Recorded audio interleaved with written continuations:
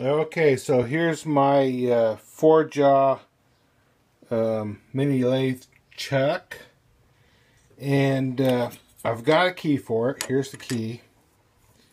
Works great. Here's the key. But I want to do some offset cutting, and watching Mr. Pete 222, he suggests making 2 knobs.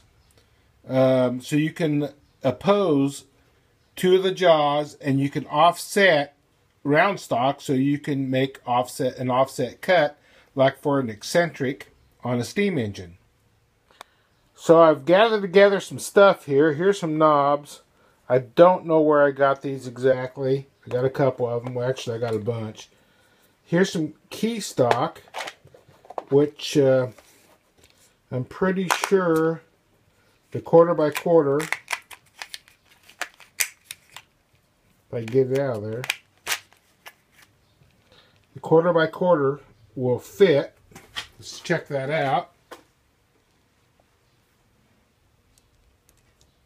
Fits just right. Little slot, but hey, that's good enough. So I'll take a key and okay, a knob, a key, and a 1/4" 20 bolt, which is right here. These 3 things I'm going to turn into a pair of chuck keys. Okay, so this is my setup to weld the key stock to my 1/4 20 bolt. The bolt fits in the knobs, and this is how I'm going to weld it up in order to make my 4-jaw chuck key, or a pair of them anyway. Okay, so here's my welding setup. Yeah, I like to use a really bright light. Helps me see better because I'm old. Love this cheap Harbor Freight welding table. Got it for 59 bucks. Caught it on sale and used one of those 20% off coupons. Sweet. Okay, so there it is, welded up.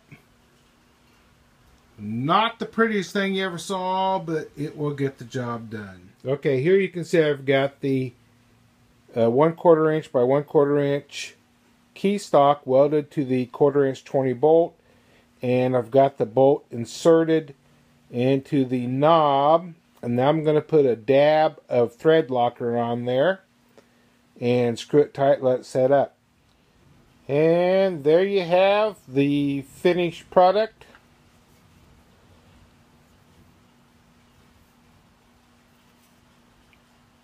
Not a beautiful weld, but it'll get the job done.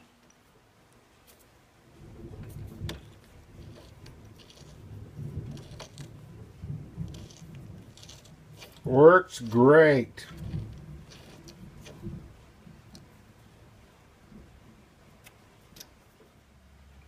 A pair of chuck keys to get the job done. Thank you, Mr. Pete 222.